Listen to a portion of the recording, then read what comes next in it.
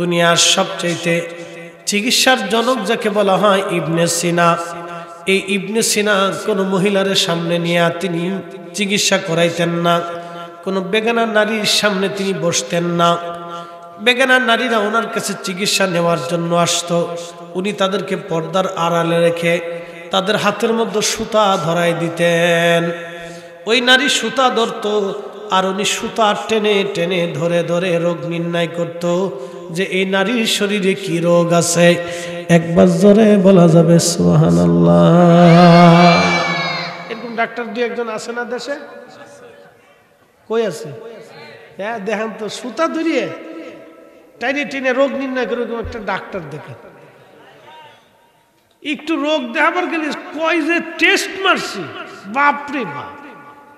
ওর মাথাতে পা পর্যন্ত টেস্ট গুনতে গুনতে 50,000 শেষ।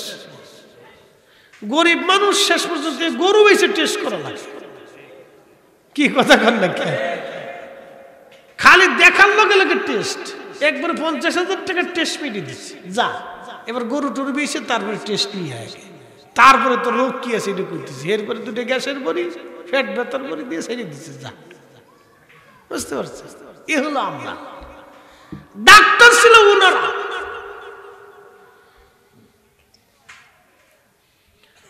তুমি মাফ করবেন, অর্ধেক হয়ে গেছে দান্দার ব্যবসা, গলা কাটা রক্ত চুষার সিস্টেম হয়ে গেছে। এক লোক আমার কে, হুজুর আমি হসপিটালের ব্যবসা জীবনে আর করতাম না। কারণ কি? 12 টাকার ইঞ্জেকশন 1200 টাকা বেশি। কি মানুষের মাথায় বাড়ি দিছে, আর আমি হস টস করে ভালো হয়ে গেছে। যাক আল্লাহ বুঝ দিছে, তাই আমি আসি। আমাকে সর্বনাশ, কি ডাকাতি করছেন জীবনে। কে হুজুর বুঝতে পারিনি, বুঝতে পারিনি হুজুর। যাক আল্লাহ হেদায়েত করে। শোনেন, এই অবস্থা চলতেছে। ওষুধের গায়ে কিন্তু দাম লেখা থাকে না, এটা কিন্তু বড় ধোঁকাবাজি। কি কথা কর না, দাম লেখা নাই। সবকিছুর গায়ে দাম লেখা থাকবে, এটার দাম গায়ে দাম লেখা থাকবে না, কারণটা? হ্যাঁ, দেশ কি মগের মুলুক? জুতার গায়ে দাম লেখা থাকে, সবকিছুর গায়ে দাম লেখা থাকে, খালি ওষুধের বেলা দাম লেখা থাকবে না, কারণটা?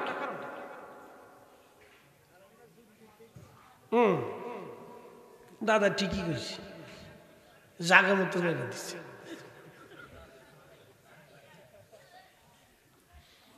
প্রিয় ভাইরা আমার, খুবই মনোযোগ দিয়ে শুনিয়া যান।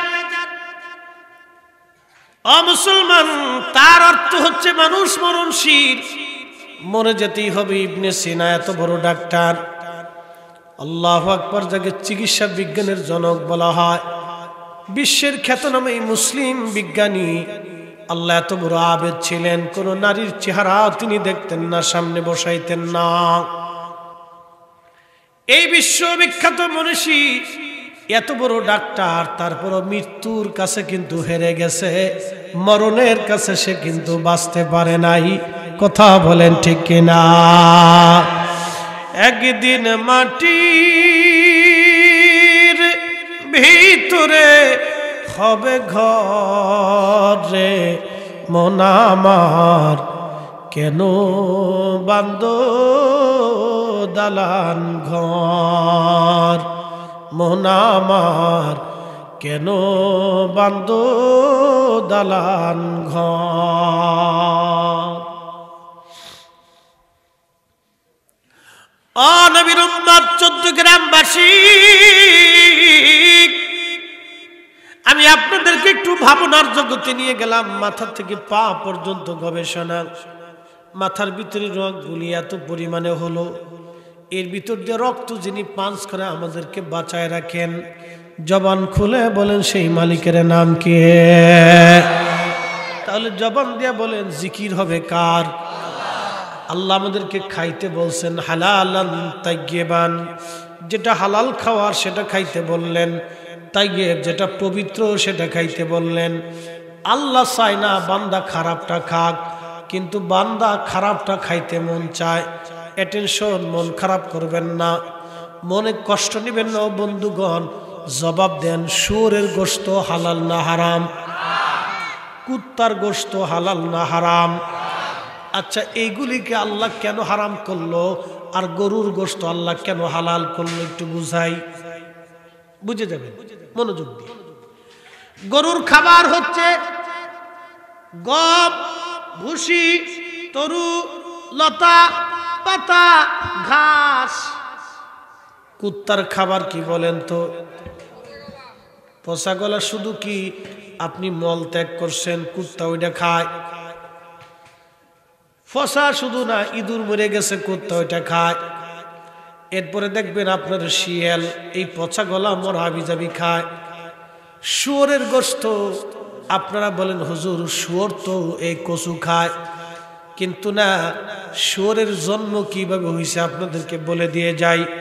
কেন আল্লাহ হালালান তাইয়িবান, উত্তম খাবারের কথা আল্লাহ কেন বলল? কেন বিশুদ্ধ খাবারের কথা আল্লাহ বলল?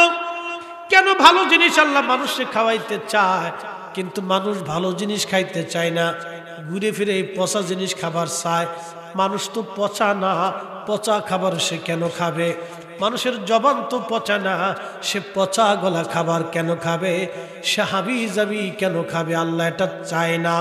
এই জন্য আল্লাহ বলছেন হালালান তাইয়িবান, তুমি হালালটা খাবা, তাইয়িবটা খাবা, পরিশুদ্ধটা খাও, ফরমালিন মুক্ত খাও। এই যে শুয়োরের গোশত আল্লাহ কেন হালাল করলো? গরুর গোশত আল্লাহ হারাম করলো, গরুর গোশত আল্লাহ হালাল করলো, খাসির গোশত আল্লাহ হালাল করলো, কিন্তু শুয়োরের গোশত আল্লাহ কেন হারাম করলো? আপনি দেখেন আমাদের দেশে ভেড়া আছে, ভেড়ার গোশত আল্লাহ হালাল করলো, কিন্তু শুয়োরের গোশত আল্লাহ কেন হারাম করলো? নূহ আলাইহিস সালামের জমানায় মহাপ্লাবন হলো। মহাপ্লাবনের 3 তলা বিশিষ্ট বিরাট বড় নৌকা। নূহ নবী কিন্তু দেড় হাতে মানুষ ছিলেন না, নূহ নবী মিনিমাম 55 হাত লম্বা ছিলেন। তা আমাদের হাতের 55 হাত না, ওনার হাতের 55 হাত লম্বা ছিল। কত বিরাট বড় মানুষ! এই বিরাট বড় মানুষের নৌকাটা কত বড় হতে পারে আপনি একটু চিন্তা করে দেখেন। বিরাট বড় নৌকা, 3 তলা বিশিষ্ট একটা নৌকা আল্লাহ বানাইতে বললেন, বানানো হলো। দোতলার মধ্যে নূহ আলাইহিস সালাম হাতি উঠাইলেন, ঘোড়া উঠাইলেন, দুম্বা উঠাইলেন, ভেড়া উঠাইলেন, গরু ছাগল হাঁস মুরগি যত পশু প্রাণী আছে সব এই দোতলার মধ্যে উঠাইলেন। দোতলার মধ্যে যখন উঠাইছে, এই দোতলার মধ্যে যাইয়া হাতি মাতি পশু পাখিরা হাগামুতা করা শুরু করলো, বাথরুম করা শুরু করলো। বাথরুম করে করে দোতলা একেবারে বইরে ফেলাইছে। নূহ আলাইহিস সালাম আল্লাহকে বলেন, রব পুরা দোতলা তো একবারে বাথরুম করে বইরে ফেলছে, আল্লাহ কে পরিষ্কার করবে? বিরাট বিপদে আছি, আল্লাহ আপনি দয়া করে আমার এই বিপদ থেকে উদ্ধার করেন। আল্লাহ আপনি আমার এই বিপদ থেকে উদ্ধার করেন। আল্লাহ ডাক দিয়ে বলতেছেন, নূহ তোমার হাতের মধ্যে যে লাঠি, এই লাঠি দিয়ে তুমি হাতির পৃষ্ঠের মধ্যে আঘাত করো। হাতের লাঠি দিয়ে হাতির পৃষ্ঠে আঘাত করার পরে হাতির পৃষ্ঠদেশ দিয়ে আল্লাহ একটা প্রাণী পাঠাইলেন। এই প্রাণীর নাম হলো শুয়োর। দেখতে দেখা যাবে হাতির মতোই। এই শুয়োর আল্লাহ পাঠাইছে। শুয়োর দুনিয়াতে আসার সঙ্গে সঙ্গে ওই যে বাথরুম আছে পচা গলা, এই পায়খানা খাওয়া শুরু করলো। খাইতে খাইতে খাইতে খাইতে পুরো একবারে খাইয়ে শেষ করে ফেলাইলো, সাফ করে ফেলাইলো। দেখেন শুয়োরের জন্মটাই হয়েছে কিন্তু পচা আবর্জনা খাইয়া। এই জন্য আল্লাহ বলেন শুয়োর খাওয়া যাবে না, তোমরা খাসির গোশত খাও, তাও খাবা বিসমিল্লাহি আল্লাহু আকবার বলে জবাই করে খাবা। আমি আল্লাহর নাম ব্যতীত যেটা জবাই হবে সেটা খাওয়া যাবে না। আমি আল্লাহর নামে যেটা জবাই করবা সেটা তোমরা খাবা। এটা তোমাদের জন্য আমি আল্লাহ হালাল বানাইছি। এখন তো গরু ছাগল মরে সারতে পারে না বাজান, মরার পরে অনেকে জবাই দিয়ে ফেলায়, মরার পরে বানিয়ে সাইজ করে দিয়ে দেয়। মুরগি মরে যায়, এই মরা মুরগিগুলি ঢাকার শহরে এই হোটেল বলো বলো হোটেলগুলি এই কম দামে মরা মুরগিগুলি নিয়ে ফিরাই বানাইয়া ভাজি টেজি দিয়ে একবারে পুরাইয়া মানুষের একবারে কি বলে, এটা কি কালাবোনা না কি কয়, মুরগি ফুরারে কি কয়, গিরিল গিরিল গিরিল বানাই একবারে চালাই দিচ্ছে। খা, পাবলিক তো খুব মজা খাচ্ছে, বুঝছে, চলতেছে। আচ্ছা আচ্ছা আপনাদেরকে প্রশ্ন করি, জবাব দিবেন তো, যারা এই মরা মুরগি কম দামে নিয়ে হোটেলের মধ্যে চালাইয়া আমরা ধোঁকা দিল, ওরা শুয়োরের চাইতেও নিকৃষ্ট। আসতে বলেন, জোরে বলেন। ও মানুষের বাচ্চাই হতে পারে, ও মানুষ নামের কোন, ও মানুষই না। মুসলমান আরো পরে আসে, মুসলমান আরো পরে আসেন, ও মানুষ কিনা এটা দেখে, মানুষ কিনা আগে এটা দেখে। আমি নবী না মানিলাম, কি যে ভুল করিলাম, আমি নবী না মানিলাম, কি যে ভুল করিলাম, ভস্মে ঢালিলাম ঘি, মানুষ হইয়া ভবেতে আসিয়া মানুষের করিলাম কি। দামি দামি বিরিয়ানি খান, এই বিরিয়ানির ভিতরে এমন কিছু ওষুধ প্রয়োগ করা হয় যেগুলি দেওয়ার পরে বিরিয়ানি খুব টেস্ট হয়, মজা হয়, খালি খাইতে মন চায়। কিন্তু আমি দেখলাম ভোক্তা অধিদপ্তর এক বিরিয়ানির দোকানে ঢুকছে, এত মজা কেন লাগে বিরিয়ানি, এত দেশে বিরিয়ানি মজা লাগলো না, এই দোকানের বিরিয়ানি এত মজা কে, নাম বলবো না। ওই দোকানে ঢুকার পরে অন্দরমহলে খোঁজ নিয়ে দেখলো একবারে বিষ। এমন পয়জন, এমন মেডিসিন ব্যবহার করা হয়, ওগুলি খাওয়ার পরে মানুষের কিডনি নষ্ট হয়ে যাবে, লিভার নষ্ট হয়ে যাবে, লিভারে পানি জমবে, কিডনি তাড়াতাড়ি নষ্ট হয়ে যাবে। এজন্য বাংলাদেশের লক্ষ লক্ষ মানুষ কিডনি রোগে আক্রান্ত, আপনি জানেন না। লিভারের রোগে আক্রান্ত, বিভিন্ন রোগে তারা আক্রান্ত হয়ে যাচ্ছে, ঘন ঘন ডায়াবেটিস হয়ে যাচ্ছে, যুবক ছেলের ডায়াবেটিস হয়ে যায়। কারণটা কি? এই খাবারের ভিতরে ভেজাল আর ভেজাল। বাচ্চাদেরকে খাবার খাওয়ানো হয় চিপস মিস হাবিজাবি, উস্কা ফুচকা, চটপটি লটপটি হাবিজাবি। মানুষ খালি এইগুলি খাবার চিন্তা করে। বাজান, এইগুলির মধ্যে শুধু ভেজাল আর ভেজাল আর ভেজাল। এই ভেজাল খাওয়ায় যারা, তারা মানুষ হতে পারে নাই, ওই সব কটা শুয়োরের চাইতেও নিকৃষ্ট। কথা বলেন ঠিক কিনা? তো মানুষই না। শিশুদের খাবারের ভিতরে বিষ, কল্পনা করতে পারবেন? কি খাচ্ছেন আপনি? চলতেছে এগুলি সারা দেশে, চলতেছে এগুলি। মানুষে খাওয়াচ্ছে মানুষকে, মানুষ মানুষকে এই বিষ খাওয়াচ্ছে, 2 নম্বর খাবার খাওয়াচ্ছে। মধুপুরে গেছি ওয়াজ করার পরে, টাঙ্গাইল তো আনারসের দেশ। আমি বললাম, বাপরে, ঢাকার আনারস খাইলে ফরমালিন থাকে, তা তোমরা বাগান থেকে আমার 2টা আনারস কিনে দাও, বাচ্চারা ভালো জিনিস খাওয়ায়। তাকে হুজুর কোনো লাভ নেই। কারণ কি? বাগানেরটাও যা, ওই ঢাকারটাও তা। বললো কি হয়েছে? গাছের মধ্যে মেরে দিচ্ছে। বুঝতে পারছেন?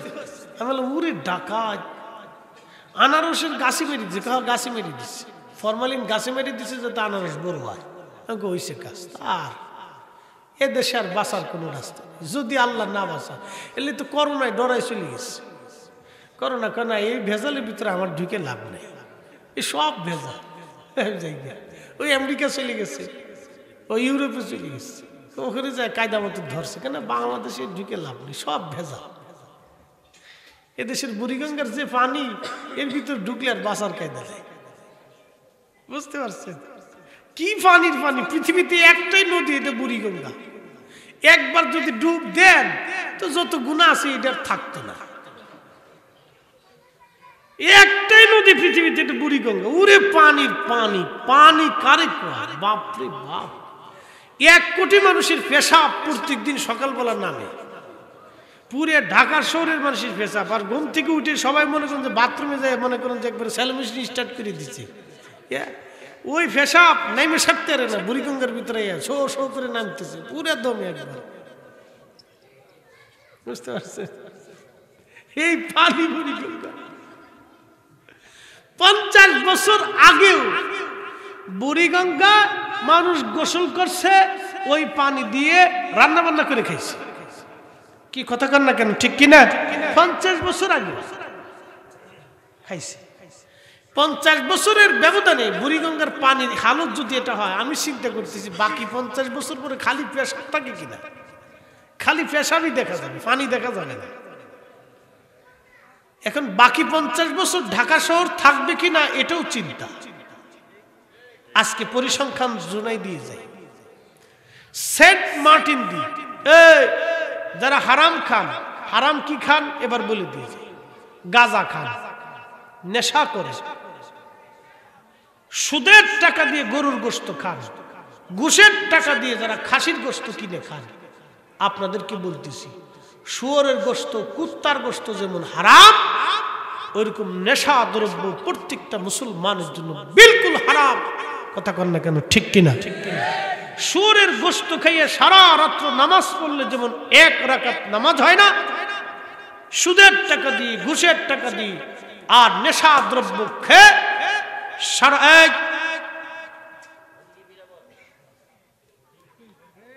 এগুলো ফুটাবি না, সাবধান, ওদের সাথে পারা যায় না। এই ওয়াজে বসলে এটি থামাইতে থামাইতে জান শেষ। আবার মাদ্রাসা আছে, একটার খুসা দিল কে, একটার ধাক্কা দিল কে, একটা মাথার উপর উঠলো কে, একটা লাভ দিল কে, নানান বিচার। ওরে বিচার কারে কয়, সব বোনাস। তো ছোট এটা থামাইতে জীবন শেষ হয়ে যায়। কথা কথা আব্বা, চুপচাপ থাকতে হবে। একসাথে জোরে বলি তো আল্লাহু আকবার। না না হয় না, আরো জোরে। আজকে বুঝাচ্ছি হারামের জিন্দেগি গঠন করলে কি ফায়দা হয়, বুঝাই আপনাদেরকে। আচ্ছা, আপনাদেরকে একটা কথা বলি, জবাব দিবেন তো। নেশা দ্রব্য খাইয়ে কি ফায়দাটা আমাকে বলেন তো। এই পৃথিবীতে বহু নেশাগ্রস্ত মানুষ কবরে চলে গেছে বাপ, আর ফিরে আসেনি।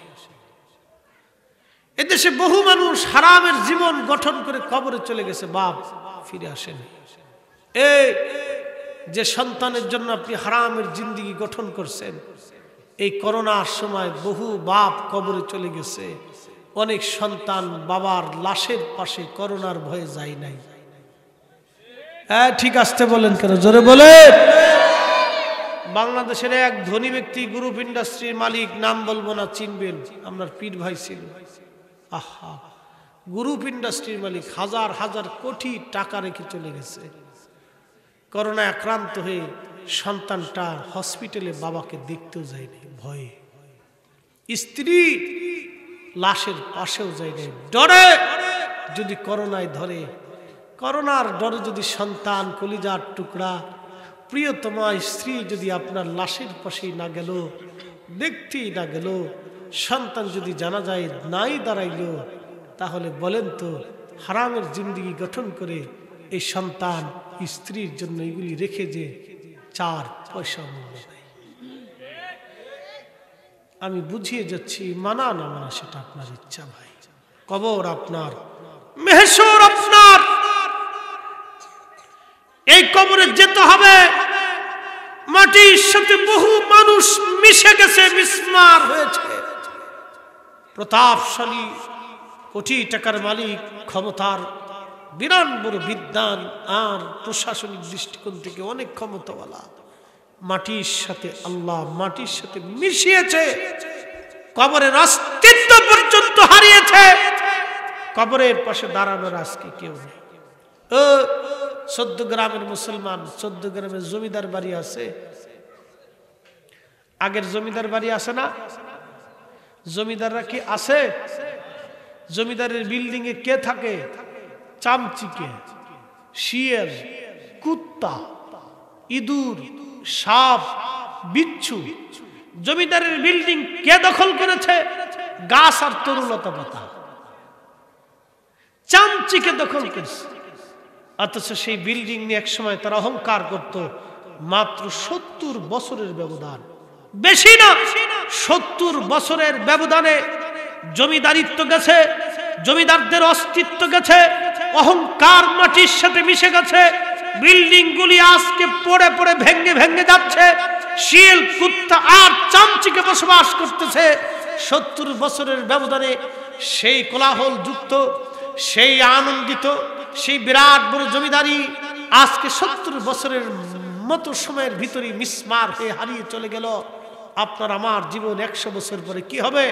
কবরের দেশ, হাসরের মাঠ, কি উপায় হবে যদি বুঝে না যান? আপনার জন্য সর্বনাশ হবে। নসিহত করার দায়িত্ব আমার, মানাটার দায়িত্ব আপনার। বুঝে যাওয়াটা বন্ধু জরুরি কাজ। দুনিয়ার থেকে বহু মানুষ চলে গেছে, আর ফিরে আসবে। প্রিয় মুসলমান, আজকে আপনাদেরকে খুবই গুরুত্বপূর্ণ কথা শোনানোর চেষ্টা করতেছি। আল্লাহ বলেন আবুদুল্লাহ, আমি আল্লাহর ইবাদত করো। কেন আল্লাহর ইবাদত আমরা করব? কেন আল্লাহর গোলামি আমরা করব? আল্লাহ বড় আদর করে আপনারে বানাইছে। বন্ধু মনোযোগ দেন। মায়ের পেটের মধ্যে যখন ছিলেন, এবার আসেন আমরা মায়ের পেটের মধ্যে ছিলাম, অস্তিত্বহীন বাবার নুতফা। খলাকাল ইনসানা মিন আলাক। আল্লাহ রক্তপিণ্ড থেকে আমাদেরকে তৈরি করলেন। খলাকাল ইনসানা মিন নুতফা। আল্লাহ রাব্বুল আলামিন নুতফা থেকে, বীর্য থেকে, আল্লাহ পানি থেকে আমাদেরকে তৈরি করলেন। এক ফোঁটা পানি, এই পানির ভিতরে ছিল শুক্রাণু, খালি চোখে দেখা যায় না। এই শুক্রটাকে খালি চোখে দেখা যায় না, বিশেষ প্রক্রিয়া বৈবাহিক বন্ধনে হালাল পদ্ধতির মাধ্যমে আমার আল্লাহ পাক আমাকে আমার মায়ের পেটের মধ্যে আল্লাহ দিয়ে দিলেন। মায়ের জরায়ুর মধ্যে ওই ছোট্ট একটু কীট মায়ের জরায়ুর ভিতরে আল্লাহ দিয়ে দিলেন।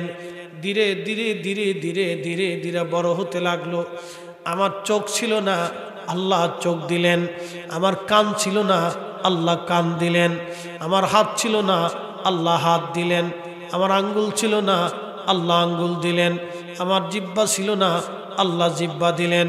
আমার সুন্দর বডি আল্লাহ বানাইলেন। মায়ের পেটের ভিতরে আল্লাহ গুছায় রাখলেন। পানির প্রয়োজন, আল্লাহ পানি দিলেন। আমার খাবারের প্রয়োজন, আল্লাহ খাবার দিলেন। আমার গরমের প্রয়োজন, আল্লাহ গরম দিলেন। না শীত না গরম, মায়ের পেটের ভিতরে আল্লাহ এতই নিরাপদে রাখলেন। আমার আল্লাহ মায়ের পেটের মধ্যে খুবই নিরাপদে আল্লাহ আমাকে ঘুচিয়ে রাখলেন। ওই অবস্থায় আল্লাহ বড় করতে লাগলেন। কুরআন আল্লাহ বলতেছেন খলাকাল ইনসান, লাকাদ খলাকনাল ইনসানা ফি আহসানি তাকবীম। আমি সুন্দর সুরত দিয়ে তোমারে বানাই। চট্টগ্রামের মুসলমান, আল্লাহর কুরআন বলতেছে আমার বান্দা তুমি শোনো, তুমি বান্দা শোনো। ইয়া আইয়ুহাল ইনসানু মা গররাকা বিরাব্বিকাল কারীম। হে মানুষ, কে তোমাকে আল্লাহ থেকে জুদা করলো? কে তোমাকে আল্লাহ থেকে সরায় রাখলো? কে তোমাকে নেশায় নিয়ে গেল? কে তোমাকে হারামের জিন্দিগিতে নিয়ে গেল? কে তোমাকে হারামের জিন্দিগিতে নিয়ে গেল? কে তোমাকে অন্যায় করার জন্য নিয়ে গেল? কে তোমাকে বেনামাজি বানায় দিল? কে তোমাকে বেশরিয়ে বানায় দিল? কে তোমাকে হারামের ভিতরে ঢুকাই দিল? কে তোমাকে রোজা থেকে দূরে সরাইলো? কে তোমাকে আমি আল্লাহর ইবাদত থেকে দূরে সরিয়ে দিল? আল্লাহ পাক বলতেছেন আল্লাযী খালাকাকা, যিনি তোমাকে সৃষ্টি করলেন। তিনি কে? তিনি আল্লাহ, যিনি তোমাকে সৃষ্টি করলেন। ফাসাওয়াকা ফাআদালাক, সুবিন্যস্ত করলেন, শক্তিশালী আল্লাহ বানাইলেন।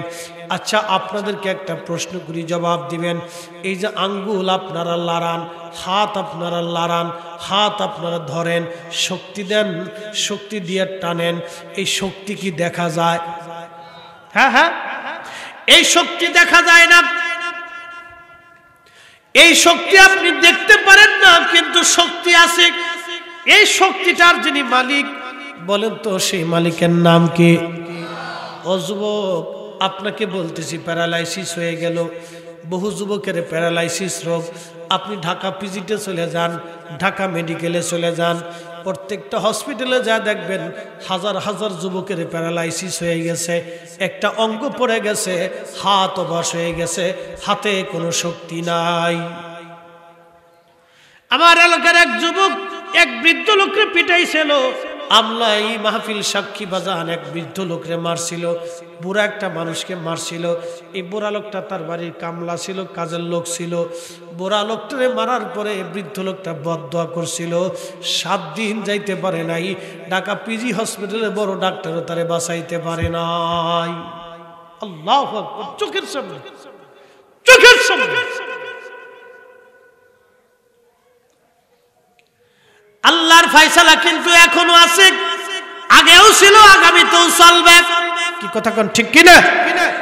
কষ্ট হচ্ছে আপনাদের, বোঝা যায়? তাহলে একসাথে জোরে বলেন তো, ইয়া রাসূলুল্লাহ। বুঝে যান, খুবই মনোযোগ দিয়ে শুনিয়া যান। এগুলি বোঝাটা আমাদের জন্য অত্যন্ত জরুরি। আল্লাহর কোরআন বলে, আল্লাযী খালাকাকা ফাসাওয়াকা ফাআদালাকা, তোমাদেরকে সৃষ্টি করলাম, সুবিন্যস্ত করলাম, যেখানে চোখ দেওয়ার সেখানে চোখ দিলাম, চোখে আলো দেওয়ার দরকার আমি আল্লাহ আলো দিলাম। আচ্ছা আপনাদেরকে বলি, জবাব দিবেন। আমার দেশে যারা অন্ধ আছে, অনেকে অন্ধ, চোখে দেখে না, এরকম অন্ধ লোকরে বড় বড় বিজ্ঞানীরা কি চোখ ফিরাই দিতে পারছে? পারে নাই। অনেকে পাগল আছে, জন্মগতভাবে পাগল, পৃথিবীর কোনো বিজ্ঞানী তারা ভালো করতে পারে নাই। আহা, অনেকের হাত নাই, হাতবিহীন দুনিয়াতে আসছে, পৃথিবীর বড় বড় বিজ্ঞানীরা তারা হাত দিতে পারে নাই।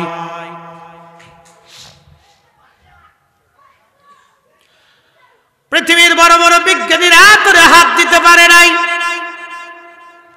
অনেকের পা নাই, পৃথিবীর বড় বড় বিজ্ঞানীরা তারা পা দিতে পারে না। আল্লাহ আল্লাহ আল্লাহ আল্লাহ আমাদের বুঝদান করুন। আল্লাহর কোরআন বলতেছে, আমি তোমার সৃষ্টি করলাম, সুবিন্যস্ত করলাম, তোমার যা যা প্রয়োজন আমি তোমারে তাই দিলাম।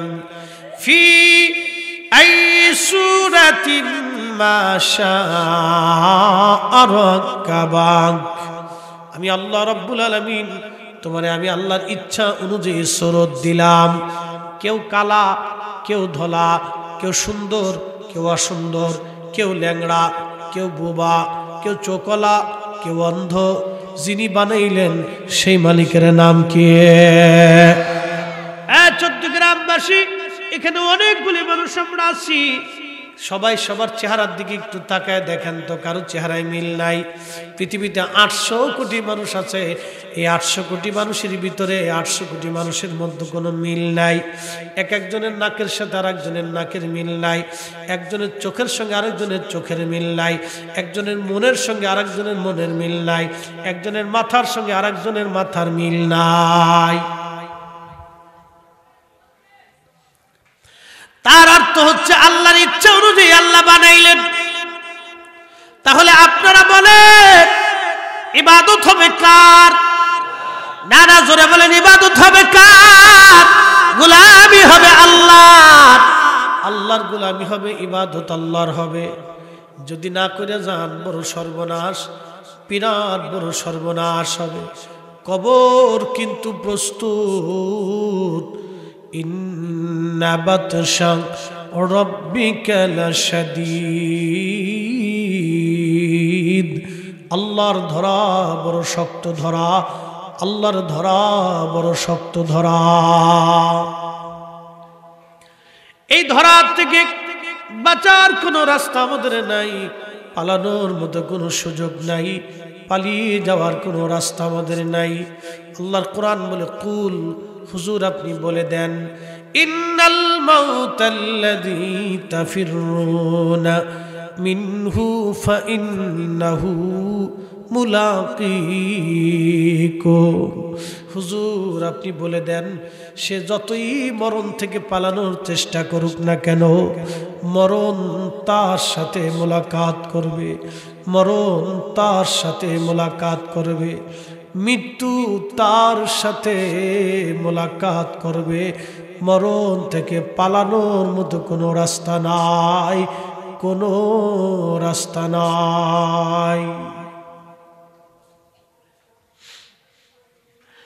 এ পেয়ারা বন্ধু, মরণ থেকে পালানোর কোনো রাস্তাই নাই, কোনো সুযোগ নাই, কোনো রাস্তা নাই মরণ থেকে পালানোর।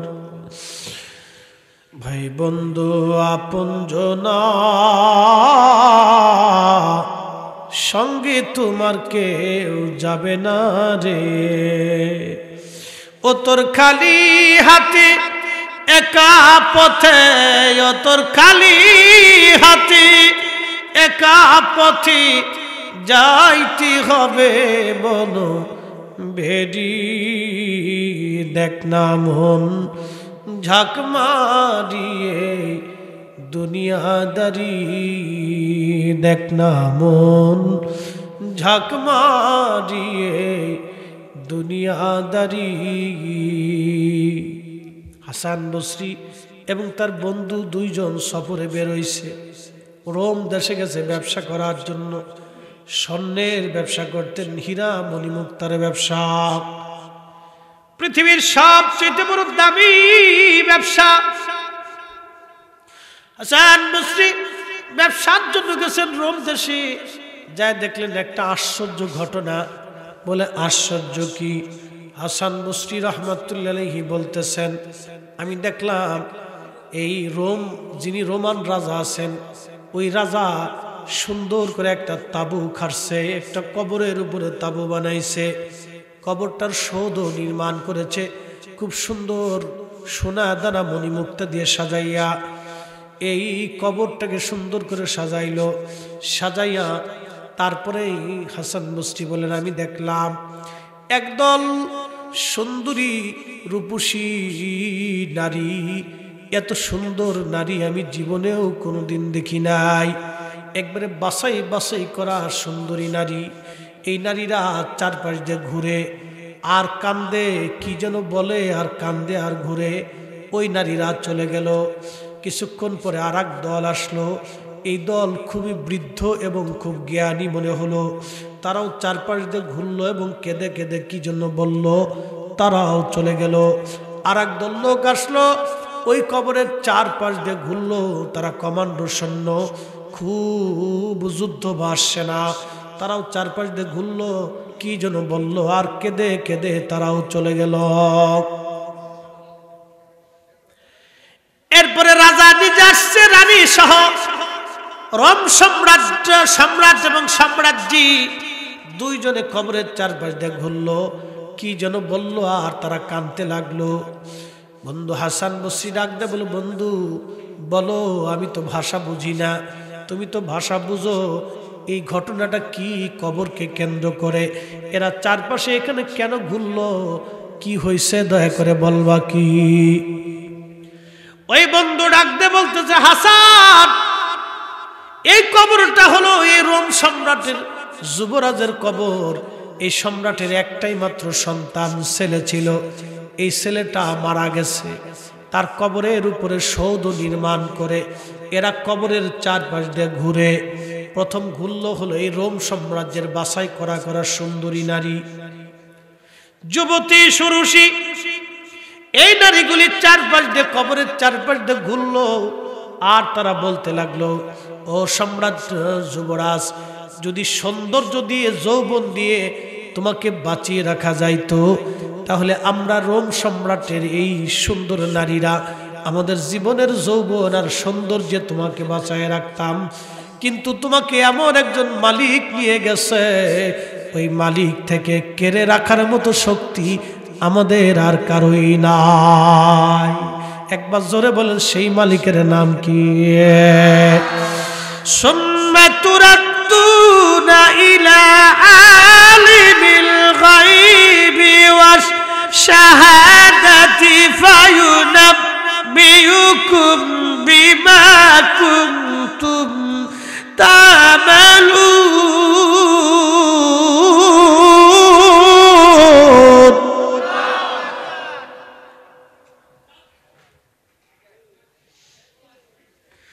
আল্লাহর কোরআন বলে তুমি এমন একজন মালিকের কাছে ফিরে যাবা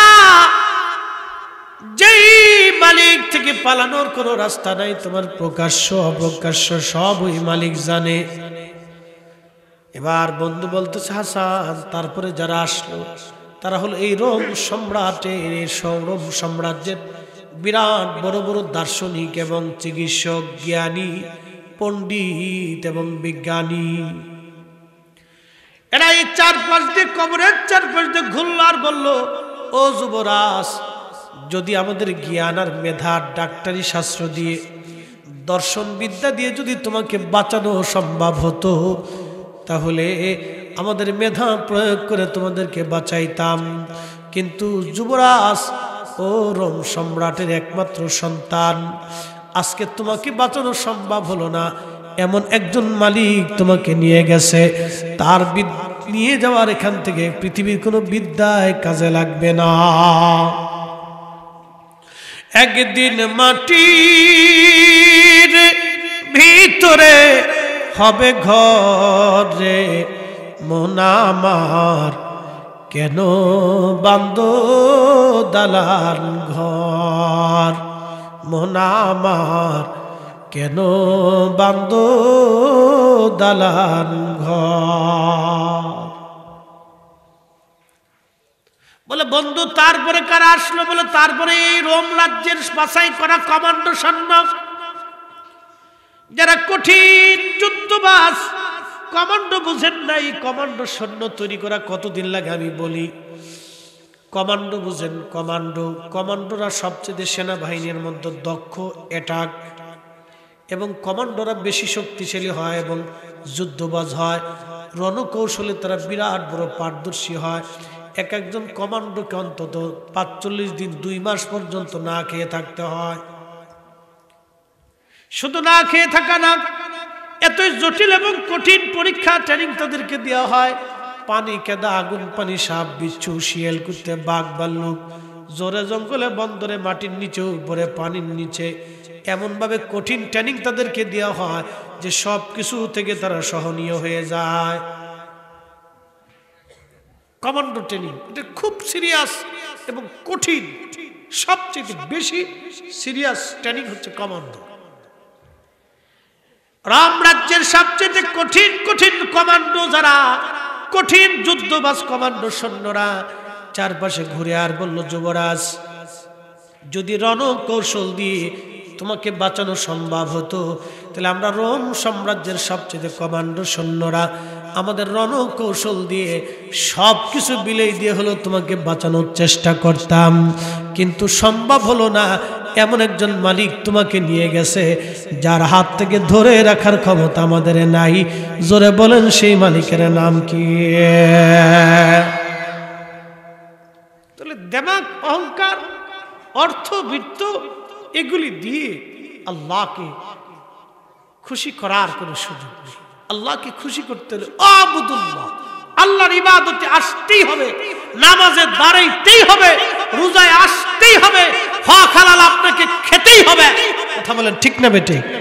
খেতেই হবে। ঠিক বললেন ঠিক, না ঠিক বললেন ঠিক। আপনাদেরকে একটা ছোট্ট কথা বলে দিয়ে যাই আজকে। রাসূল করিম একদিন সাহাবায়ে কেরামকে বলতেছে, সাহাবীরা, এক মুসাফির বিছানো মরুভূমির ভিতরে একা একা সফর করতেছে। এই মরুভূমির মধ্যে সে নিরুপায় হয়ে গেল। একেবারে মুসাফিরের দোয়া কবুল হয়, 100% পিওর কবুল হয় যদি সে মুসাফিরের মতো মুসাফির হয়। এই মুসাফির হাত বাড়ায় আল্লাহর কাছে বলতেছে, ইয়া আরাম, ইয়া আরাম, আমি বিপদগ্রস্ত, উদ্ধার করেন, পানির দরকার, এই দরকার, সেই দরকার। আল্লাহর নবী বললেন, শোনো হে মুসাফিরের পোশাক হারাম, অর্থাৎ হারামের টাকা দিয়ে পোশাক কিনা, হারামের টাকা দিয়ে জুব্বা কিনা, হারামের টাকা দিয়ে পাগড়ি কিনা, হারামের খাবারটাও সে খাইছে, তার শরীরটা হারামের গোশত দিয়ে, খাবার দিয়ে গঠন করা। বলো হে, সে ওই অবস্থায় কাঁদলে কি করে দোয়া হবে? তার হাতের ভিতরে হারাম, তার রক্তের ভিতরে হারাম, তার পোশাকে হারাম, তার জবানে হারাম, তার টুপিতে হারাম, তার জায়নামাজে হারাম, তার জুব্বায় হারাম। তার দোয়া কি করে হবে? কি করে তার দোয়া কবুল হবে? এখন আপনাদেরকে একটা ঘটনা শোনাই, না কষ্ট হচ্ছে আপনাদের?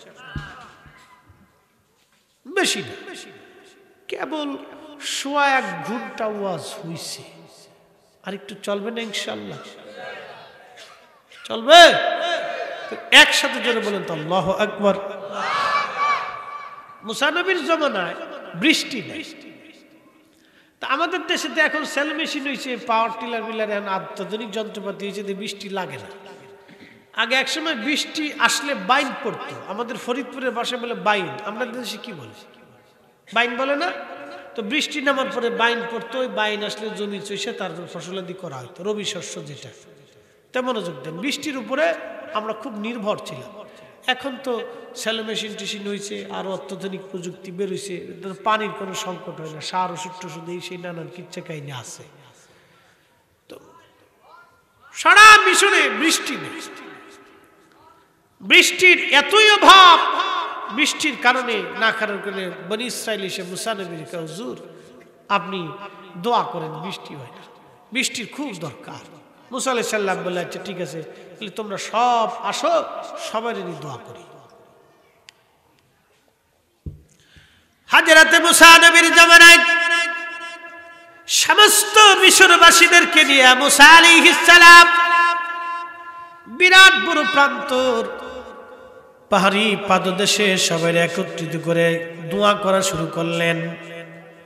বিরাট বড় দোয়া চলে, কিন্তু বৃষ্টি তো হলোই না, আরো আকাশে মেঘ পরিষ্কার হয়ে আরো গরম পড়া শুরু হয়ে গেল। বৃষ্টি তো হইলই না, আরো গরম পড়ছে। উম্মতেরা এসে বলল, হুজুর কি দোয়া করলেন?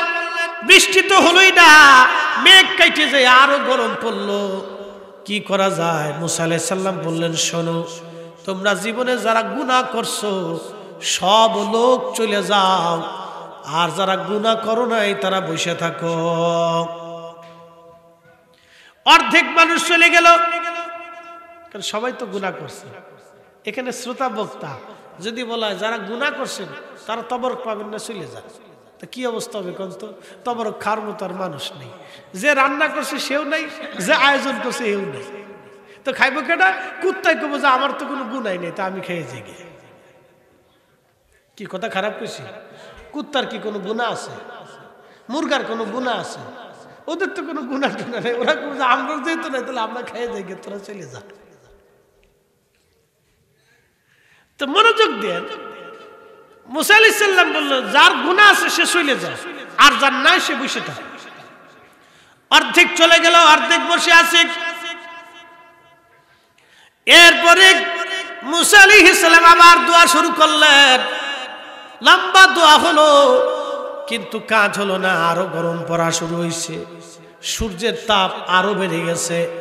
মুসা আলাইহিস সালাম উম্মতরা কয়, হুজুর কি দোয়া করলেন? বৃষ্টি তো নাই, আরো গরম পড়া শুরু হয়েছে। মুসা আলাইহিস সালাম ডাক দিয়ে বললেন, শোনো, জীবনে একটা গুনাহ যে করছো সে চলে যাও, বাকি যার গুনাহ নাই সে বসে থাকো। সব লোক ময়দান থেকে উঠে চলে গেল। ময়দানের এক কোনায় এক কানা অন্ধ বসে রইছে। চিৎকার মেরে জোরে বলেন আল্লাহু আকবার। ঠান্ডায় আপনারাও জমে গেছে। আল্লাহ মহান, নির্বাচন সামনে আসতেছে, এই যে চিল্লে ফল্লা করবেন, 2 কাপ চা খেয়ে এত জোরে চিল্লাইলেন, এই সময় চিল্লাইতে শরম করলো না, আর আল্লাহ ডাকটা আপনাদের কাছে লজ্জা লেগে গেল। একসাথে জোরে বলেন আল্লাহু আকবার। বাং পায়ের আওয়াজ তো দুর্বল হওয়ার কথা না। মনোযোগ দিয়ে, তো সব চলে গেছে, এক কানা বই রয়েছে। মুসা আলাইহিস সালাম ডাক দেখে, কানা তুই কি জানিস না একটা গুনাহ থাকলেও চলে যাইতে কইছি, তুই বসে রইছিস কা?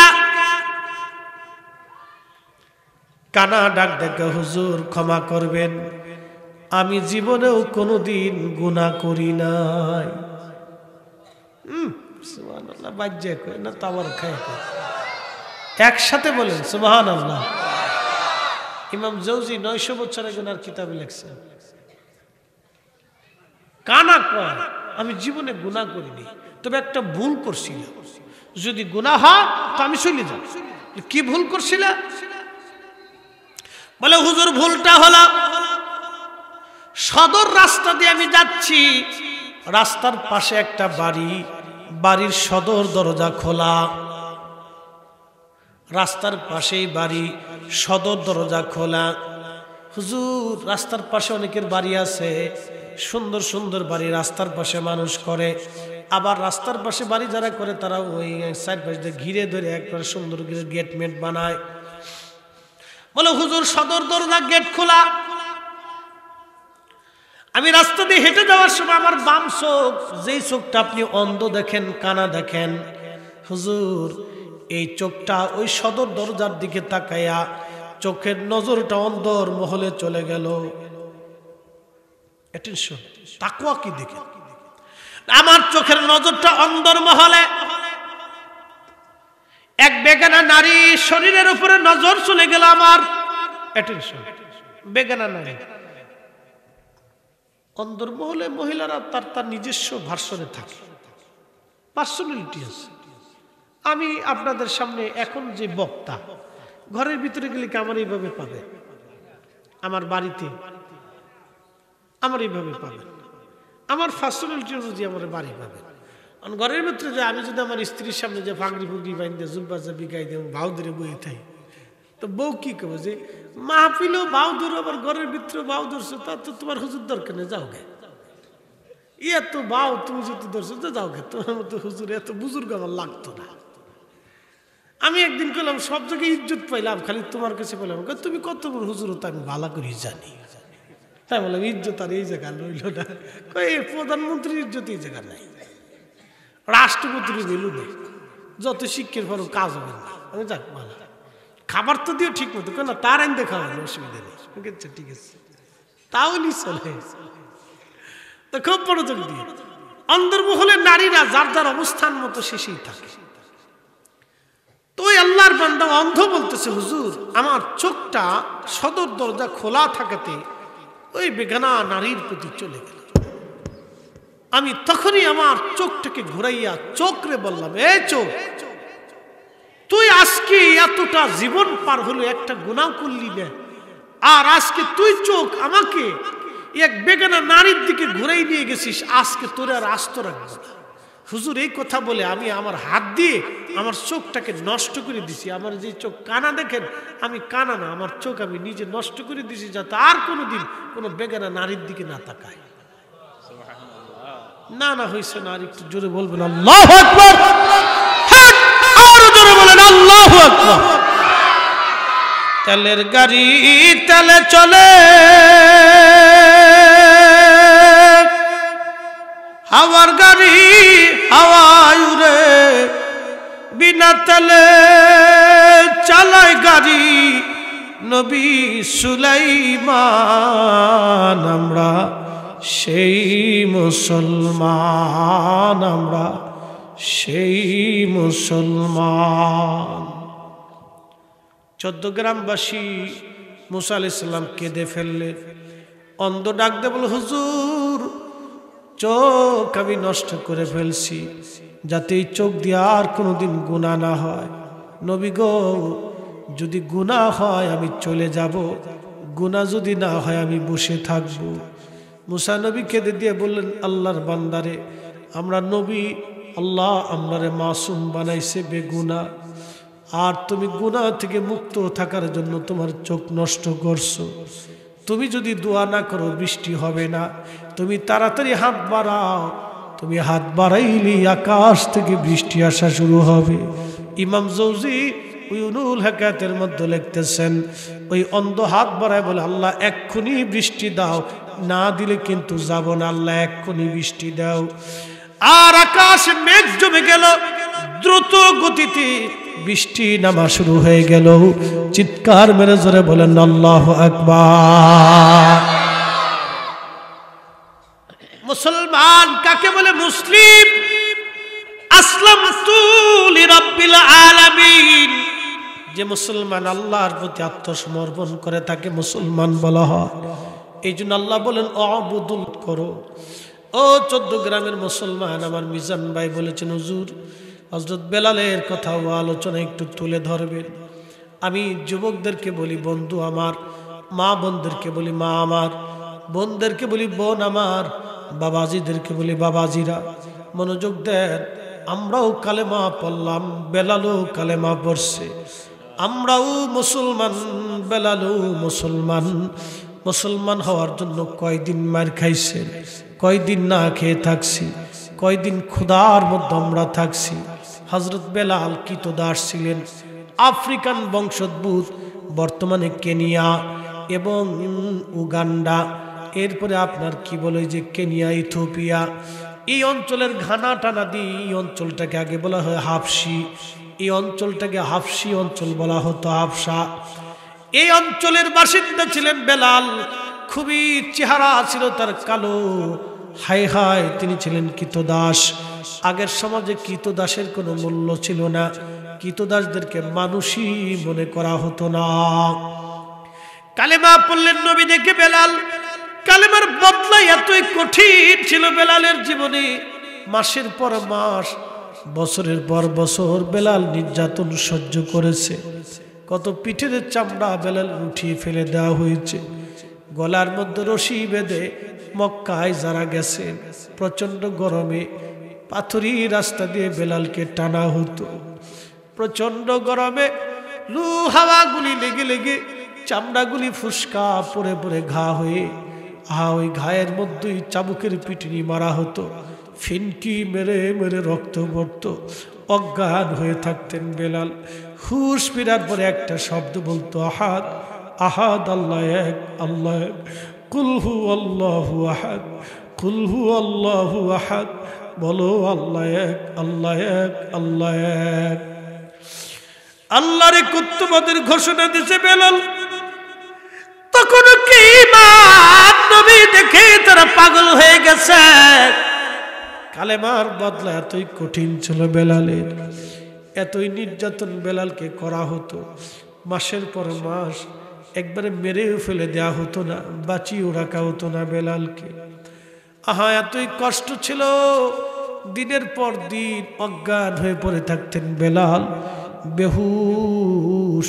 হযরত বেলালের হুশ নেই। হুশ ফেরার পরে মক্কা মদিনায় সৌদি আরব যারা গেছে, মরু এতই প্রচন্ড গরম, মরুভূমির মধ্যে নিয়ে হাত পা গুলি বেঁধে চিৎ করে শোয়াইয়া বালুর মধ্যে রেখে পাথর চাপা দিয়ে চলে আসা হতো। প্রচন্ড লু হাওয়ায়, প্রচন্ড গরমে বেলালের শরীরে ফুসকা পরে পরে ঘা হয়ে যাইতো, ওইভাবেই তাকে মারা হতো। একটাই শর্ত, বেলাল কালেমা সার, ইমান ছেড়ে ধরে বেলাল সব বেঁচে যাবি। বেলাল একটাই কথা বলতো, জীবন চলে যাবে ইমান যাবে না, জীবন চলে যাবে ইমান যাবে না। আজকে তুমি এত সুন্দর ইসলাম পাইলা, কালেমা পাইলা, ভালো লাগলো না? আজান মসজিদ দিছে, নামাজ ভালো লাগলো না? রোজা ভালো লাগলো না? কি জবাব সেই দিন আল্লাহর সামনে দাঁড়ায় দিবা মুসলমান? কোন মুখ নিয়ে নবীর সামনে দাঁড়াবা? কিয়ামতের কঠিন বিভীষিকা, হায় হায় হায়, সূর্য থাকবে মাথার মাত্র 1 থেকে 1.5 মাইল উপরে, প্রচন্ড গরমে আল্লাহর আরশে আল্লাহর ছায়া ছাড়া আর কোনো ছায়া থাকবে না, হাউজে কাউসারের পানি ছাড়া আর কোনো পানি হবে না। সেই দিন উপায় কি? উপায় কি? উপায় কি? উপায় নাই রে, উপায় নাই রে, উপায় নাই। দয়াল নবীর চরণ বিনে উপায় নাই, দয়াল নবীর চরণ বিনে উপায় নাই। কে সেই দিন তোমাকে হাসরের মাঠে তরাবে বন্ধু? নবী নবী নবী। দুনিয়াতে তুমি কোন মুখ নিয়ে নবীর সামনে দাঁড়াইবা, কোন চেহারা নিয়ে নবীর সামনে দাঁড়াবা। আহা সাহাবীরা কালেমার জন্য জীবন দিয়ে দিল। ও নারী সমাজ, আজকে তুমি বেহায়া বেপর্দা হয়ে গেছো। ও নারী, তোমার লিপস্টিক আর মেকআপ নষ্ট হবে বিদায় তুমি ওযুই করো না। বহু নারী আছে তার মেকআপ লিপস্টিক নষ্ট হবে দেখে সে ওযুই করে না, নামাজও পড়ে না। কথা বলেন ঠিক কিনা? হাজারে হাজারে আছে। এর থেকে ইসলাম কিচ্ছু আশা করে না। ও নারী থেকে মুসলমানের 4 পয়সাও কোনো আশা নেই। ও নারী থেকে কি আশা করা যায় বলেন তো? কি আশা করবেন ওর থেকে? ওই মা থেকে আপনি কি আশা করবেন যে মা ওযুই করে না? অথচ সুমাইয়া রাদিয়াল্লাহু আনহা এই কালেমার জন্য সর্বপ্রথম জীবন দিয়েছিলেন।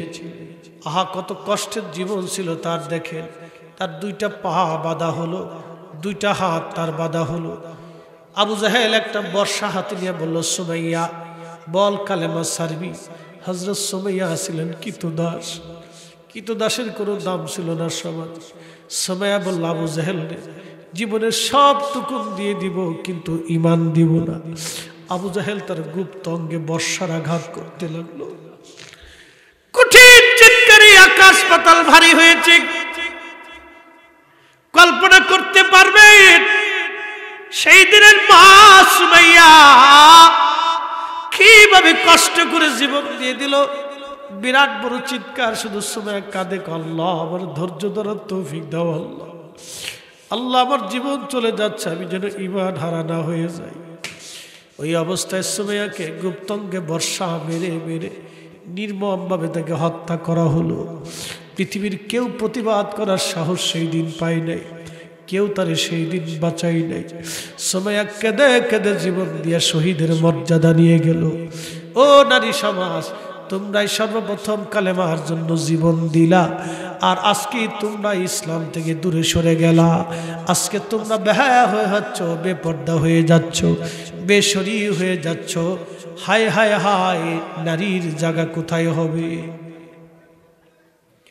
স্বাধীনতার দোহাই দিয়ে আজকে নারী বেপর্দা হয়। পুরুষের প্যান্ট পোশাক নারী কেড়ে নিয়েছে। পুরুষের প্যান্ট গেঞ্জি যায় শার্ট নারী আজকে কেড়ে নিয়ে গেল। যে নারী পুরুষের পোশাক পরে ও নারী জান্নাতের ঘ্রাণ শুকতেও পারবে না। যে পুরুষ নারীর পোশাক পরে ওই পুরুষ জান্নাতের ঘ্রাণ শুকবে না। সারা জীবন মনে রাখবেন, যেই নারী পুরুষের পোশাক পরে ও নারী জান্নাতের ঘ্রাণ পাবে না। যে পুরুষ নারীর পোশাক পরে ওই পুরুষ জান্নাতের ঘ্রাণ পাবে না। চলছে আজকে দিব্যি চলতেছে। কাকে বোঝাবে, কাকে ওয়াজ শোনাবে? নাম দিছে এটা আমাদের সোসাইটি। এটা যদি সোসাইটি হতো কুত্তাও সরব। কুকুরে কয় তোরা মানুষ হইয়ে এ কাজ করতে পারিস? বাপ মুসলমানের তো পরে আসেন, সামাজিকতাটা তো আগে আসবে। শালীন পোশাক, ভদ্রচিত পোশাক পরা এটা সবার অধিকার। কথা বলেন ঠিক কিনা? সবার অধিকার। এখন একটা যুবক পোলা, এই সুস্থ একটা মস্তিষ্কের পোলা যদি জাঙ্গে পরে রাস্তা দিয়ে হাঁটে, আপনি মানবেন? আসতে বললেন কেন? জোরে বলেন। এটা যুবক ছেলে, সিয়াং শিক্ষিত, ও জাঙ্গে পরে, শুধু জাঙ্গে, আন্ডার ফ্যান চিনছেন তো আপনারা? এটা ফরেননি, যারা ফরেন তারা বুঝেন তো এটা কত বড় ফ্যান। এই আন্ডার ফ্যান পরে যদি রাস্তা দিয়ে হাঁটে তাহলে আপনারা মানবেন? তাহলে একটা নারী জিন্সের প্যান্ট পরে, টাইট প্যান্ট পরে, গেঞ্জি গায়ে দিয়ে রাস্তায় হাঁটতেছে, এটা কি করে মানবে? বলেন, আপনি নিজেই বলেন। এটা কি সামাজিকতা না পরিবেশ? আরে দিন ধর্ম আরো পরে আসে। আপনি সামাজিকতাটা তো আগে বুঝবেন। আপনার আল্লাহ মানুষ বানাইছে, গরু ছাগল বানাইছেন, শিল কুত্তা বানাইছেন। আপনি তো মানুষ, তো মানুষ হিসেবে আপনাকে সেই মানুষত্বের পোশাক তো পরতে হবে। কি কথা বলেন ঠিক কিনা? মানুষত্বের পোশাক তো আপনাকে পরতে হবে। একটা শালীন ভদ্রচিত পোশাক তো দরকার। প্রিয় মুসলমান, এই কালেমার জন্য হযরত বেলালের জীবনের ত্যাগ ছিল বিরাট, কিন্তু ত্যাগও যেমন ছিল বেনিফিট তেমন মজাদার ছিল। আল্লাহর নবী মেরাজে রাত্রিবেলায় জান্নাতে গেলেন। জান্নাতে যাওয়ার পরে দেখে বেলালের পায়ের আওয়াজ। বেলালরে আগে আগে দেখা যায়। জোরে বলা যাবে আল্লাহু আকবার? না না, জবান খুলে দিয়ে জোরে বলেন, নালে আপনি কৃপণ। একসাথে বলেন আল্লাহু আকবার। আল্লাহর নবী বলেন, বেলাল আমি মেরাজে জান্নাতে যাই, তোমারে আগে জান্নাতে পাইলাম রে বেলাল, বলবি কি আমল করো? বেলাল বলে, হুজুর ওযু গেলে ওযু করি এবং 2 রাকাত নামাজ পড়ি। ওযু গেলে ওযু করি, 2 রাকাত নামাজ পড়ি, ওযু গেলে আবার ওযু করি। জান্নাতে আগে আগে বেলাল। আজান হলো, প্রবর্তক নবী বললেন, বেলাল তুমি মুয়াজ্জিন, কালেমার জন্য তোমার মতো কেউ মার খাই নাই, তুমি যাও মুয়াজ্জিন। আজকে থেকে বেলাল মিনারায় চলে গেল। আজান শুরু বেলালের জীবনে। আহা, দীর্ঘদিন বেলাল ছিল মুয়াজ্জিন আর ইমাম ছিল রাহমাতুল লিল আলামিন। নবীর ইন্তেকালের সময় ঘনিয়ে গেল। আল্লাহর নবী দুনিয়ার থেকে বিদায় নিয়ে চলে গেলেন।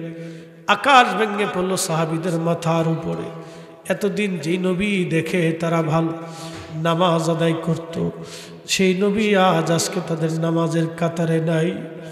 সাহাবীরা পাগল পারা মসজিদে নববীর মধ্যে কান্দে, খুঁটি ধরে কাঁদে, মসজিদ দেখে কাঁদে, রওজা শরীফ দেখে সাহাবীরা কাঁদে, হুজরা মোবারকে তাকায় কাঁদে, মদিনার দিকে তাকায় সাহাবীরা কান্দে।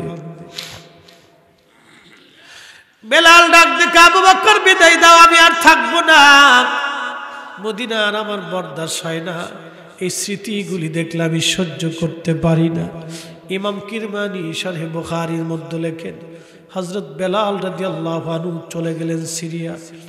দামেস্কে চলে যাওয়ার পরে গভীর রাত্রিবেলা বেলালকে আমার নবীজি স্বপ্ন দেখায়। কিরে বেলাল, এটা কেমন জুলুম তুমি শুরু করছো আমার সঙ্গে? কেন তুমি আমি নবীর জিয়ারতে আসো না? তাড়াতাড়ি আয় রে বেলাল, আমি নবীর জিয়ারতে আয়। আল্লাহর নবী সহিহ বুখারীতে বললেন, মান রাআনি ফিল মানামি ফাকাদ রাআল হক, যে আমাকে স্বপ্ন দেখলো সে বাস্তব আমি নবীকে দেখছে। আমি নবীর সুরত শয়তান ধরতে পারে না। আমি নবী নিজে আসছি, ছবি আসি নাই। আমি নবী নিজেই বাস্তবে দেখা দিয়েছি। একবার জোরে বলা যাবে কি ইয়া রাসূলুল্লাহ? তাহলে বলেন নবী আছে না না? জোরে বলেন আছে না নাই? এখন কেউ যদি বলে রাসূল দেখেনি, নবীর ক্ষমতা আসেনি, বুঝবো ওই হলো শয়তানের দালাল। হাই হাই হাই, মুসলমানের ঈমান নষ্ট হয়ে গেছে। 1450 বছর ধরে নবী স্বপ্ন দেখায়, তার মানে নবীর জায়গা আছে, উম্মতের চোখের জায়গা চোখ নাই। নবীর জায়গা নবী আছে, উম্মতের চোখের জায়গা চোখ নাই। তুমি মোদের আশার আলো, তাই তো তোমায় বাসি বলো। তুমি মোদের আশার আলো, তাই তো তোমায় বাসি বলো। হৃদয় নামের ফুলদানিতে, হৃদয় নামের ফুলদানিতে গেথে রেখেছি প্রেমের মালা। ইয়া রাসূলুল্লাহ, ইয়া হাবিবাল্লাহ, ইয়া রাসূলুল্লাহ, ইয়া হাবিবাল্লাহ, ইয়া রাসূলুল্লাহ।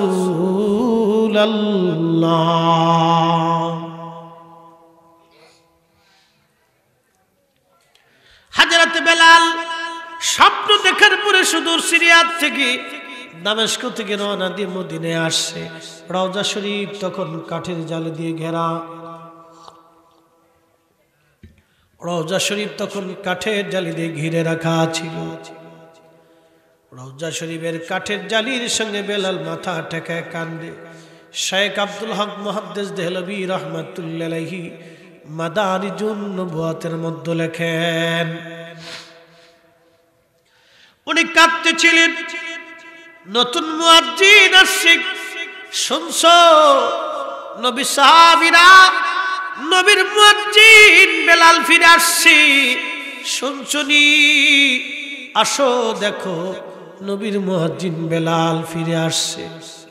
এই কথা শোনার পরে সব সাহাবীরা ঘর থেকে বের হইয়া হযরতে বেলাল রে দেখার জন্য রওজা মুবারকের পাশে এসে দেখে বেলাল গুনগুন করে কান্দার বলে, হুজুর গোলাম আসতে বলেছিলেন, গোলাম হাজির হয়ে গেছে। ইয়া রাসূলুল্লাহ, আপনি ডাকছেন, আমি হাজির হয়ে গেছি। হযরত সাহাবীরা বলল, বেলাল আযান দাও। যে আযান নবীর ইন্তেকালের পরে আর কোনোদিন তুমি দাও নাই, ওই আযানটা একবার দাও, আমরা শুনি, কলিজা ঠান্ডা করি। বেলাল ডেকে বলে, সাহাবীরা রে, আগে আযান দিলে নবী নামাজে আসতো, ইমামতি করত। নবীর ইন্তেকালের পরে আমি আযান দিই নাই, আমি কার জন্য আযান দিব? আমার আযানে কে নামাজ পড়াবে বলো? যেই নামাজ পড়াবে সেই তো আজকে নাই, আমি কার জন্য আযান দিব বলো? আমারে কে নবী এনে দিতে পারবা? সাহাবীরা বলল, না, আমাদের কথাই বেলাল আযান দিবে না। দেখো হাসান আর হুসাইন ঘরের মধ্যে আসেনি। হযরতে হাসান আর হুসাইনকে ডেকে নিয়ে আসা হলো। দেখতে নানার মতো সৌন্দর্য ছিল হাসান হুসাইনের, নানার মতোই দেখতে ছিল। হযরতে হাসান হুসাইনকে নিয়ে আসার পরে ওই সুন্দর চেহারা দেখে বেলাল রওজা শরীফ থেকে উঠে একবার ইমাম হাসানের বুকের মধ্যে মাথা ঠেকায়, আবার ইমাম হুসাইন রাদিয়াল্লাহু আনহুর বুকের মধ্যে মাথা ঠেকায় কান্দে। নানার মুয়াজ্জিন হযরত বেলাল কেঁদে বলে, নানার মুয়াজ্জিন। ইমাম হুসাইন ডেকে বলল, নানার মুয়াজ্জিন, যে কণ্ঠ দিয়ে নানার আযান শোনাইতা, নানার মুয়াজ্জিন, ওই কণ্ঠ দিয়ে আমরা আযান শুনে দাও। কতদিন হলো মদিনায় সে আযান আমরা শুনতে পাই না। বেলালের মতো আশিক যদি আমরা হইতাম,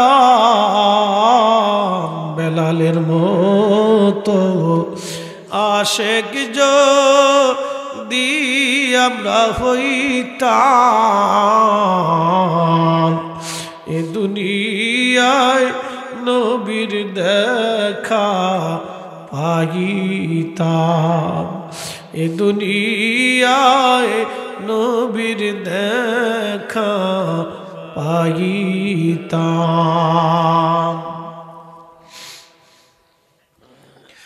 হযরত বেলাল দৌড়াইয়া যে মহিলার ছাদের উপরে দাঁড়ায় আযান দিত, বনু নাজ্জার গোত্রের এক মহিলার ছাদ ছিল, ওই ছাদের উপরে দাঁড়ায় বেলাল আযান দিত। আহা, ওইখানে দাঁড়ায় বেলাল আযান দিছে। আল্লাহু আকবার, আল্লাহু আকবার। সারা মদিনা রন্দে রন্দে আযান ছড়িয়ে গেল।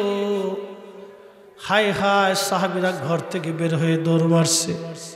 বেলালের কণ্ঠ, বেলাল ফিরে আসছে, আযান দিচ্ছে।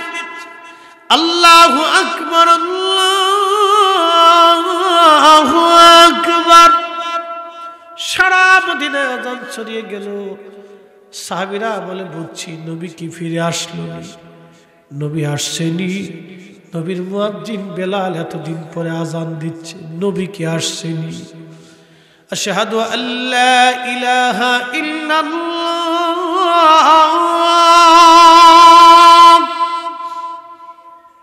ঘর থেকে মহিলারা বাচ্চা কাচ্চা নিয়ে বের হয়ে দৌড় মারছে, নবী আসছেনি।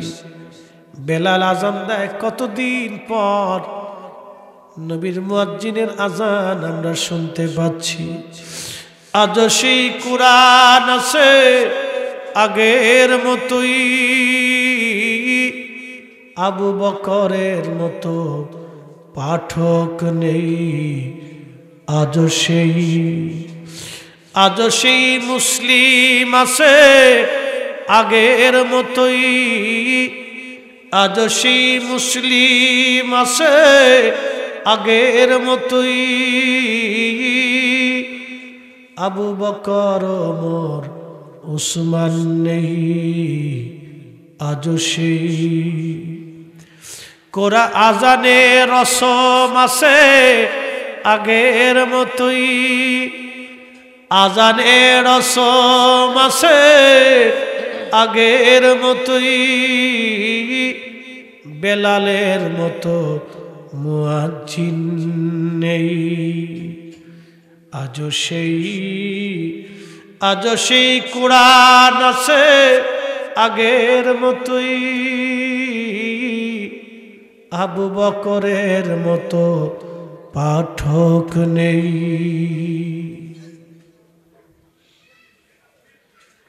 আজানের ফয়জুদ এতই বিরাট এবং কঠিন, মদিনার সব সাহাবী মহিলা পুরুষ ঘর থেকে বের হয়ে দৌড়ে আসছে, নবী আসছেনি, নবী আসছে কি। তাহাজ্জুদ ফজরের ওয়াক্ত সারা মদিনায় কান্নার রোল, মানুষ ডুকরিয়ে ডুকরিয়ে কাঁদতে লাগছে। নবী আসছেনি, নবীর ইন্তেকালের পরে এইভাবে আর কেউ কোনোদিন কান্দে নাই। যখন বেলাল আজানের আওয়াজ দিল আশহাদু আন্না মুহাম্মাদান রাসূলুল্লাহ,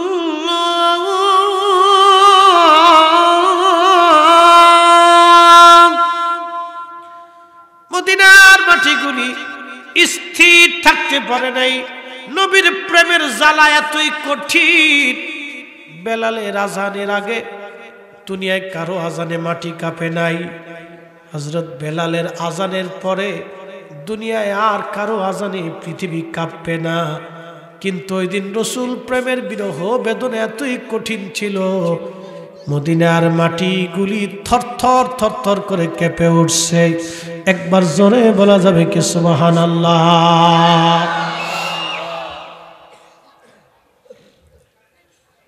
মদিনার মাটিগুলি কেঁপে উঠছে। অতএব রসুলের মোহাব্বত থেকে আপনি ছোট্ট করে দেখার কোনো সুযোগ নাই।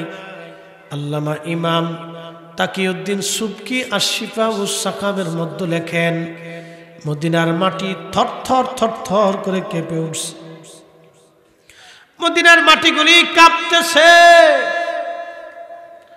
মদিনার মাটি কাঁপে থরথর করে কাঁপতেছে। হযরত বেলালের আজানের ফয়জুদ প্রেম এতই মজবুত, অজ্ঞান হয়ে গেলেন বেলাল। হুশ ফিরে আসছে, রওজার পাশে বসে বসে কাঁদার বলে, নবী গো, আমি আগে আজান দিতাম, আপনি আসতেন নামাজ পড়াইতেন, আমি একামত দিছি। আজকে স্বপ্নে আসতে বলেছিলেন, গোলাম আপনার কদমে হাজির। নবীজি সাহাবীরা আজান দিতে বলছে, আমি আজান দিছি। ইয়া রাসূলুল্লাহ, আগে আজান দিলে আপনি আসতেন, আজকে নামাজে আসেন। নবী গো, আর কোনদিন যে আজানে নবী আসবে না সে আজান আমি বেলাল আর কোনদিন দিব না। উনি আর কোনদিন মদিনায় আর আজান দেন নাই, কোনদিন আর আজান দেন নাই, কোনদিন আর আজান দেন নাই। বিরহ বেদনা নিয়ে চলে গেল নবীর পাগল, বুকে ব্যথা নিয়ে চলে গেল ভালোবাসা নিয়ে। আহা, নবীর ভালোবাসা নিয়ে চলে গেল বেলাল। 14 গ্রামের মুসলমান ভালোবাসলে এইভাবেই নবীকে ভালোবাসো, ভালোবাসলে নবীর এই ভালোবাসো। বাসার মতো যদি বাসতে পারো রে মুসলমান, কবরে নবী দেখবা, দুনিয়াতে শয়নে স্বপ্নে নবী দেখবা, হাসরের মাঠে নবী পাইবা, কঠিন মেহশরে মিজানে ফুলসিরাতে নবী পাইবা। শ্রেষ্ঠ নবী দিলে মরি তরিয়ে নিতে রোজাসুরি, পথ না ভুলি তাই তো দিলে পাক কুরআনের বাণী খোদা তোমার মেঘের বাণী সুন্দর ফুল সুন্দর ফল মিঠা নদীর পানি খোদা তোমার মেঘের বাণী। আলোচনা 2 ঘন্টা।